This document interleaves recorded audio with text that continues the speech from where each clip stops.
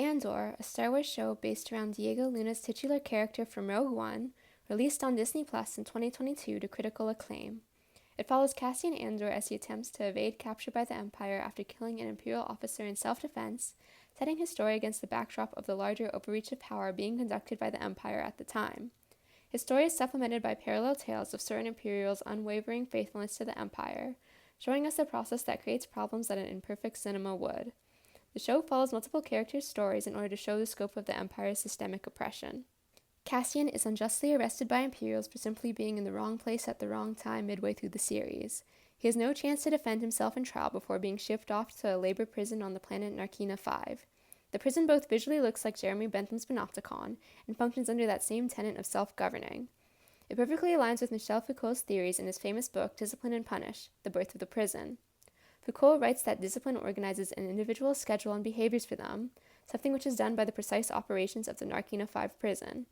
Like Foucault theorizes, the prisoners are needed to serve a larger purpose, one which is revealed after the credits of the final episode roll, supplying their oppressors with the means to assert more power.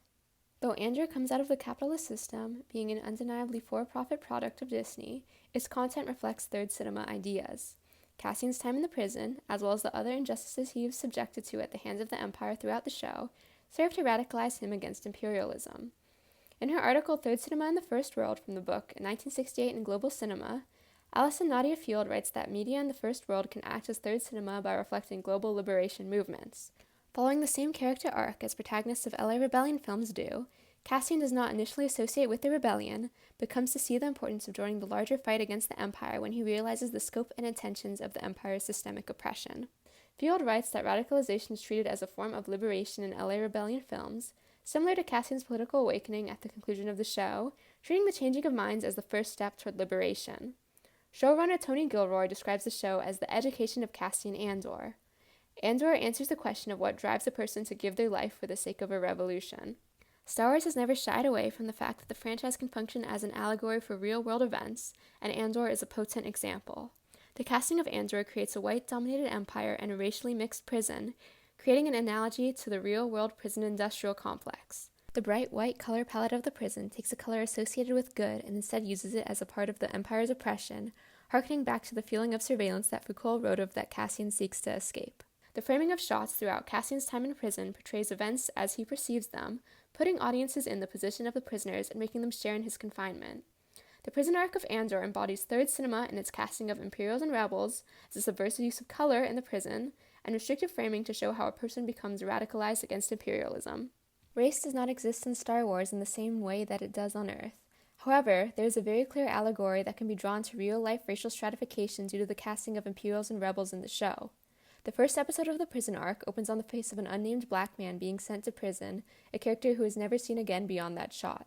Cassian, who is unjustly arrested, is played by Mexican actor Diego Luna, who has not shied away from paralleling Cassian's journey with that of the Mexican-American community.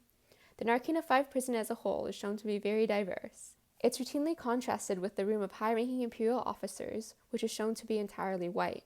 It is worthy to note that not every Imperial is white. There are actors of color in the role of prison guards, but none are in positions of substantial power. These guards are cogs in the Empire's machine.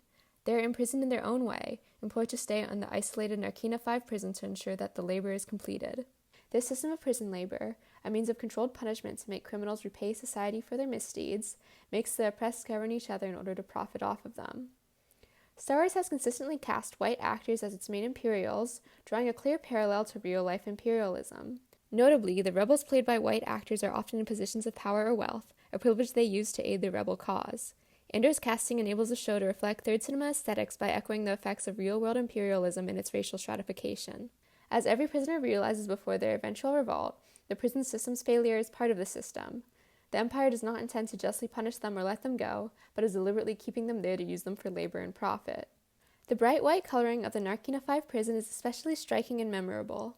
In third cinema fashion, Andor turns the association of light as good and dark as evil on its head. The pristine prison is a place of intelligible horrors, while rebel gatherings are dark and grimy. The audience is made to feel the same sense of discomfort as the prisoners at the high-key lighting, which prevents any sense of privacy. The sterile environment, the disembodied voice of the announcer, and the electrified floors cause the prisoners to self-govern under the belief that they're always being watched. The fear of being monitored keeps people in line, just as Foucault theorized about in Discipline and Punish. The second episode of the prison arc, titled Nobody's Listening, focuses on this idea with that very phrase. The prisoners are made to think they're always being surveyed so that they won't conspire against the prison authority. It is only once the revolt starts that the lighting of the prison changes, turning dark and, oddly, more comforting. The darkness signals the prisoners' control of the facility, turning the bright space of tyranny into a dim one of hope. The feeling of surveillance that comes with the bright light is contrasted with the freeing darkness. This difference in aesthetics is revolutionary in framework and practice, connecting Andor to the cinema of subversion that is third cinema. The camera work of the prison arc frames events as Cassian perceives them, putting the audience in the position of the prisoners. The audience is made to feel as confined as Cassian is, only learning about what's happening throughout the rest of the prison as he does. The framing does not show the other levels of the prison until after the revolt. The prison structure keeps inmates separated in order to prevent different floors from communicating with each other, a strategy used for control and discipline.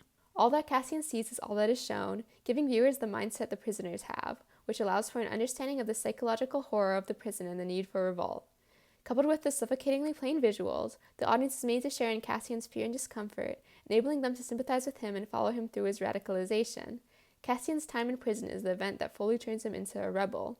The show concludes with him asking to join the rebellion, reflecting the LA Rebellion trends of radicalization as the end goal since it signals the start of liberation. These visual elements of Andor serve to relate the story to real-world imperialism, show the function of the prison system in oppression, and give the audience an understanding of the prisoner's rebellious mindset, making it an example of third cinema in the first world. The labor done in the prison increases the extent of the oppression of those under the Empire as it gives more power to the Imperials. Like Foucault wrote, the prison system in Star Wars is just one piece of the Empire's oppressive domination of the galaxy, just as how the prison system is just one of many institutions that maintain the hierarchical power structure of real-life America.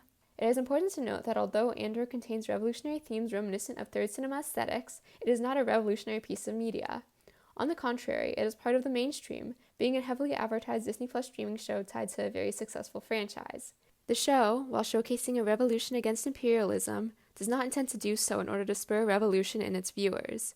Andor uses these third cinema ideas in order to create entertainment. Still, its progressive take on prison reform and sympathy for the oppressed has the capacity to open viewers' minds, which is undeniably a third cinema value.